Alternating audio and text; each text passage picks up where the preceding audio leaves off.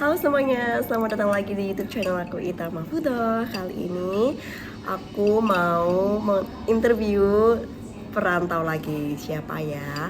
Tapi sebelumnya silahkan yang belum subscribe, mohon ya di subscribe supaya video ini bisa ditonton lebih banyak orang lagi. Dan juga aku harap semuanya sekarang dalam keadaan baik dan juga happy dan bisa menikmati video kali ini. Jadi siapa dia? Teman aku SMA, Rifa, apa kabar? Hai. Selamat datang di Turki. Halo. Oke, aku taruh sini dulu. Jadi ini kita posisi di Turki, dia lagi visit Istanbul, ceritanya seperti itu. Nah, terus kita kontak ada lewat Instagram. Jadi kita tuh dulu kenalnya di SMA ya. Kelas 1 SMA enggak? Kelas 2 sama kelas 3 kita satu kelas. Terus sekarang dia sebagai perantau, aku perantau, kamu juga perantau. Jadi aku tertarik sama kisah merantau Rifa. Oke. Boleh kenalan dulu nggak? Oke. Halo semuanya, kenalin nama aku Rifa. Pekerjaan aku sebagai lawyer di Indonesia dan juga sekarang merintis sebagai entrepreneur juga. So jadi banyak banget nih pengalaman sama hal-hal yang pengen enggak sih, hal-hal yang pengen aku sharing. Yeah, excited banget ya. Dulu kuliah di mana sih? Aku tahu cuma ini kan mereka belum tahu. Iya. Dulu aku S1 kuliah di Jakarta, S1 sama S2 di Jakarta. Di univ yang sama nggak sih? Enggak, beda. S1 ya. dulu aku di Universitas Pamulang, S2 aku di UPH, Universitas Pelita Harapan.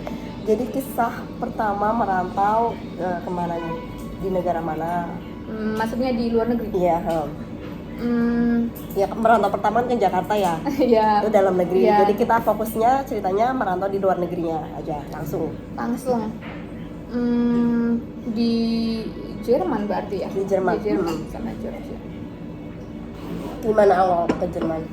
Awal mula ke Jerman itu sebenarnya mau buat internship sih, yang tadi udah cerita sebelumnya buat di ISEC. Iya, sama itu aku acara juga ya. internship. Aku baru tahu juga baru aja hari ini kan. Iya, karena emang waktu itu tahun berapa ya? 2000 pas pandemik sih, 2020 atau 2019 akhir mungkin ya, itu kayak startnya.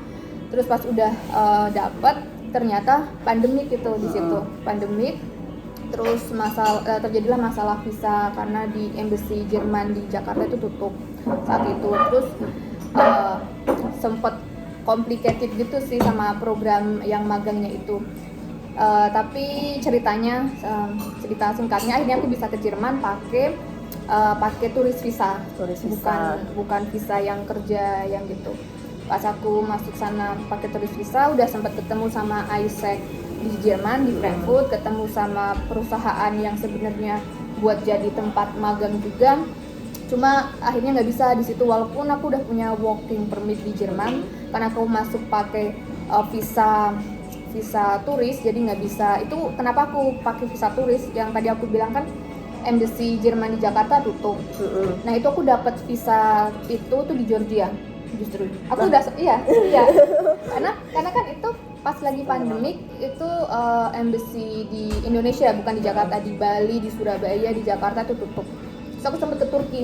Kayaknya pas ketemu sama kamu juga deh itu. Aku sempat ke Turki yang pas tahun itu tuh 2020 kan, pokoknya 2021 awal pandemik. Aku sempat ke Jerman Embassy di Turki, mau apply visa juga, nggak bisa. Mereka bilang nggak bisa, kamu bukan resident permit di sini, jadi nggak bisa. Mereka minta aku pulang ke Indonesia buat apply di Embassy Jerman di sana. Aku udah jelasin nggak bisa karena di Embassy di Indonesia itu tutup. Mereka nggak terima semua visa, sedangkan perusahaan aku yang mau magang itu mereka udah nungguin dan kontraknya itu udah start. Working permit aku juga udah jadi udah start juga kan, makanya aku butuh visa untuk masuk ke Jerman. Terus karena di Turki aku nggak dapat waktu itu, ditolak. Terus aku ke Georgia. Nah di Georgia ngubungin sempat sebelum di Georgia ke Serbia. Di Serbia tuh aku ngontak embassy Jerman juga di sana, sama jawabannya nggak bisa karena aku bukan resident permit. Terus yang ketiga di Georgia, sebenarnya udah ini sih, udah nggak kayak nothing tulus kayak tapi coba aja deh gitu. Pas coba ngubungin ternyata bisa. Emang kalau kayak sebenarnya kayak kehidupan sehari kalau lo udah capek gitu kan mau dapat gitu kayak surrender. Iya. And then you get it. Iya, pokoknya itu udah kayak surrender banget. Terus kayak makanya nggak ada persiapan. Itu tuh akhirnya dapet jawaban, oke, bisa besok datang. Itu tuh cuma dikasih waktu 2 hari. Sedangkan posisi aku waktu itu di luar kota di Georgia, tapi kayak lagi liburan di lagi main ski gitulah. Sedangkan sama sedangkan di Tbilisi, sedangkan embassy-nya kan di Tbilisi. Aku pokoknya waktu itu bukan di Tbilisi. Akhirnya pas dapet slot itu udah seneng kan, ya udah. Karena kan butuh persiapan dokumen, akhirnya langsung balik ke Tbilisi, apply. Itu cepet banget, kayak cuma 3 hari jadi. 3 hari jadi. Ya pokoknya itu dapat pengalaman paling better sih, paling baik itu di embassy Jerman di Tbilisi, baik banget. Terus akhirnya bisa aku ke Jerman. Pas aku ke Jerman, aku udah ketemu sama tim Isaac, udah ketemu sama perusahaannya, udah sempet pengenalan juga sih, kayak bekerja kurang lebih kayak 2 minggu lah, kayak training gitu kan. Tapi nggak bisa karena sama Isaacnya bilang karena aku masuk dengan visa turis waktu itu, bukan visa kerja. Walaupun aku punya working permit di sana, tapi karena masuknya pakai visa turis, jadi by the law-nya mereka aku tetap kerja ilegal, nggak boleh gitu. Kalaupun aku mau training atau meeting atau kayak gitulah istilahnya nggak apa-apa. Cuma yang jadi masalah aku nggak bisa terima upah gitu. Jadi buat mereka nggak apa-apa kalau aku kayak ke kantor, kayak aku kayak pengen pengenalan apa atau misalnya meeting atau apa, nggak apa-apa. Cuma yang nggak bisa itu aku nggak boleh sampai dapat uang atau upah. Meskipun sembunyi-sembunyi pun nggak bisa. Nggak bisa, karena kalau misalnya ketahuan pun nanti yang jadi masalah perusahaannya itu, dan juga nanti buat aku kedepannya juga buruk juga kan di masalah pervisaan. Akhirnya agak sedih dan kayak impian aku buat kayak bisa tinggal dan kerja di Jerman gitu. Karena kan aku di Jakarta kan lama kan, pas merantau Jakarta kayak udah dari abis SMA berapa tahun ya? 7-8 tahun. Itu 2012. Iya, 7-8 tahun kan di Jakarta. Terus kayak yang udah pengen cari suasana baru waktu itu, kayak pengen ke Jerman kan. Terus pas gara-gara itu ya gimana nih nggak bisa. Terus pas udahan itu nggak bisa. Cuma kan aku udah sempat ketemu sama CEO-nya yang perusahaan itu kan. Terus udah ketemu sama timnya, kayak mereka juga udah nyaman, kayak kita klop gitulah, klop. Terus kayak kita bicara bisnis opportunity dan ada opportunity di situ. Terus akhirnya kita jadi partner. Jadi yang awalnya sebenarnya mereka pengen aku magang di tempat situ, akhirnya karena masalah pervisaan yang nggak bisa, akhirnya kita bikin kayak business agreement. Akhirnya aku jadi eksklusif partnership sama itu perusahaan. Itu perusahaannya bergeraknya di bidang IT. Terus mereka pengen bantu expandin bisnis mereka ke Asia waktu itu. Terus yaudah, itu kayak klien pertama aku juga sih waktu itu di Jerman. Cuma pas udah dari situ akhirnya kan kalau untuk ngejalanin bisnis harus company to company ya, nggak bisa kayak misalnya aku mau expand bisnis mereka gitu terus kayak aku perorangan tuh lebih susah gitu, kayak lebih kurang profesional juga.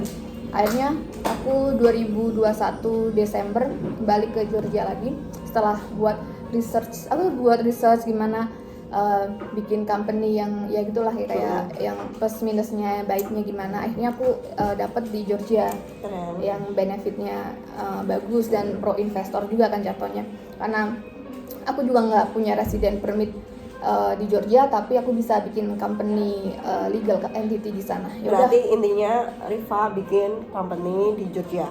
Di Georgia. Setelah banyak drama ini akhirnya bikin company dan bisa partnership sama yang udah di Jerman. Yang dari Jerman itu 2021 bulan Desember. Udah tuh habis setelah dari situ mulailah tuh aku bolak-balik aja merantaunya. Kadang aku di Georgia, kadang aku di Jerman, kadang di Indonesia. Udah berjalan setahun lebih. Setahun. Berarti kalau di Jerman tinggalnya berapa lama nih? Itu dia, aku pindah-pindah. Jadi tergantung mood atau tergantung kebutuhan? Tergantung kebutuhan dan tergantung bisnisnya juga. Misalnya kalau misalnya aku ada meeting atau ada bisnis atau apa sesuatu yang emang dihandle di Jerman, aku stay di Frankfurt. Ya udah aku stay di sana. Misalnya aku kayak networking atau misalnya cari klien atau misalnya yang kayak gitu-gitu, aku lebih fokusnya di Eropa kayak buat lebih ke networkingnya, cari kliennya. Karena kan itu bisnisnya kan sebenarnya perusahaannya bridging bisnis dua benua gitu antara Asia sama Eropa. Jadi yang bisnis Eropa mau masuk ke Asia atau yang Asia ke Eropa sebaliknya kayak gitu. Nah pas awal-awal setahun pertama itu aku lebih fokus ke yang dari Eropa ke Asia, terutama yang dari Jerman ke Indonesia. Ya gitu. Kita doain semoga sukses ya. Amin. Jadi yang terakhir tinggal di Jermannya berapa lama nih? Ada 1 bulan, 2 bulan? Kan di Indonesia kan waktu yang kemarin-kemarin terus kamu langsung ke Jerman apa ke Georgia dulu? Aku di Jerman 3 bulan, terus kemarin ada urusan kan di Indonesia itu 1,5 bulan di Indonesia, terus balik ke Jerman lagi. Ini besok mau ke Georgia? Ke Jerman lagi kemarin 3 minggu, terus ini mau ke Georgia tapi transit di Turki. Ya, mampir Turki ya. Makanya tapi ada direct flight kan dari Jerman ke Georgia atau enggak? Atau harus Turki dulu? Enggak, Turki. Selalu gitu? Ya aku mau nanya dong soal culture shocknya di Jerman ya, karena kan apalagi kamu kan tinggalnya nggak yang full 1 tahun gitu, harus pulang pergi, pasti kan ada beberapa mungkin adaptasinya juga nggak yang konsisten adaptasi di sana terus gitu kan pulang dan pergi. Ada nggak culture shock? Kalau culture shock sih awal-awal pasti ada ya, kalau kayak ya namanya beda negara, beda orang, beda pemikiran, ya semuanya kayak baru gitu, itu culture shock. Cuma kalau udah lama-lama biasa aja sih, karena aku juga nggak yang stay di sana lama ya, kayak setahun 2 tahun. Jadi karena aku juga masih sering bolak-balik ke Indonesia, aku masih fine aja sih, nggak ada yang kayak kayak kangen Indonesia. Kamu belajar ini nggak bahasa Jerman? Belajar, mulai ya, lagi belajar. Susah. Okay. Aku mau nanya apa sih susah gampangnya jadi perantau menurut kamu ya di Jerman ataupun itu kamu juga sometimes di Georgia juga kan ya? Menurut kamu apa sih positif negatifnya jadi perantau gitu? Positifnya banyak sih ya, apalagi kalau kalian masih muda, aku saranin merantau lah. Iya. Cari pengalaman, cari ilmu, cari temen yang banyak dari berbagai macam ya dunia, pasti dapat banyak ilmu dan banyak opportunity pasti di situ. Kalau hal gak enaknya apa nih? Kira-kira? Gak enaknya jauh dari keluarga sih, itu yang paling gak enak. Itu udah terbiasa dari dulu aja. Iya sih, sih, ya. Cuma beda mungkin karena yang kalau dulu kan kayak masih di Jakarta, jadi kayak masih deket kali ya. Kalau misalnya aku nggak bisa pulang kampung gitu, kayak biasanya dari kakak aku atau mamaku bisa datang ke Jakarta, tapi kayak masih gampang gitu lah karena masih sama-sama di Indonesia. Kalau kayak di luar gitu tuh jadi agak sedikit ribet karena jauh. Berarti ongkos, belum berbedaan jam. Iya itu. Sering jet lag dong, sering ngalamin jet lag. Iya. Kamu udah biasa sekarang. Masih jet lag, masih sering jet lag.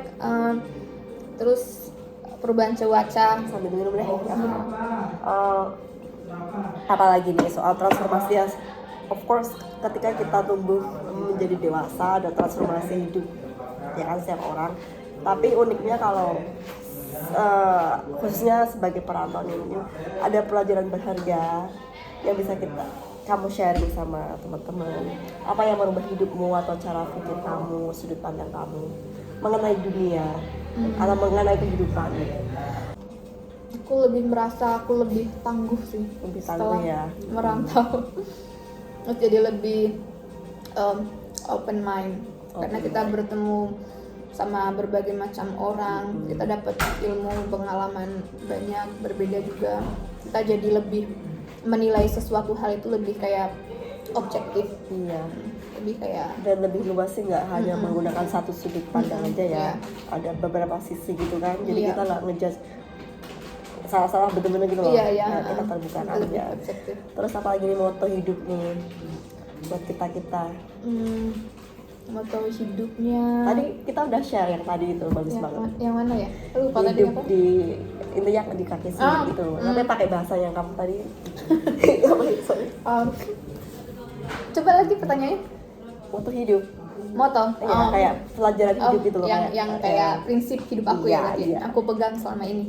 Cuma mungkin buat orang beda-beda ya. Cuma kalau untuk aku pribadi 3 prinsip deh yang paling penting buat aku. Itu yang pertama itu jangan pernah bergantung sama siapapun. Jadi kamu harus bergantung sama diri kamu sendiri, even itu mungkin keluarga, even itu mungkin pasangan atau siapapun, who knows, everybody can change. Iya. Terus atau bisa hilang seketika. Iya, mereka juga bisa. Dalam arti kita nggak tahu pokoknya. Jadi ya kita yang bisa bantu diri kita ya diri kita sendiri gitu. Jadi itu. Terus yang kedua, love yourself. Ya. Jangan mencintai. Jangan pernah ya, mungkin beda ya buat orang ya. Iya. Cuma buat aku pribadi, jangan pernah mencintai orang lain melebihi kamu mencintai diri sendiri. Jadi tetap love yourself nomor 1. Terus ya nomor 2-nya kamu baru sharing love lah. Iya, benar banget. Ya harus punya love dulu biar bisa di-sharing kan. Iya benar gitu kan. Yang Jadi ketiga, jangan ya. Sorry. Jangan lanjut. Ya, jadi jangan berekspektasi buat kamu dapetin love dari seseorang. Tapi kamu harus udah punya love sendiri nih dari diri kamu. Kamu cintai diri kamu udah punya love. Jadi kamu nggak berekspektasi love dari orang lain gitu. Terus yang ketiga apa tadi ya? Nggak tahu. Yang ketiga belum. Aku tadi kan bedanya 2 doang.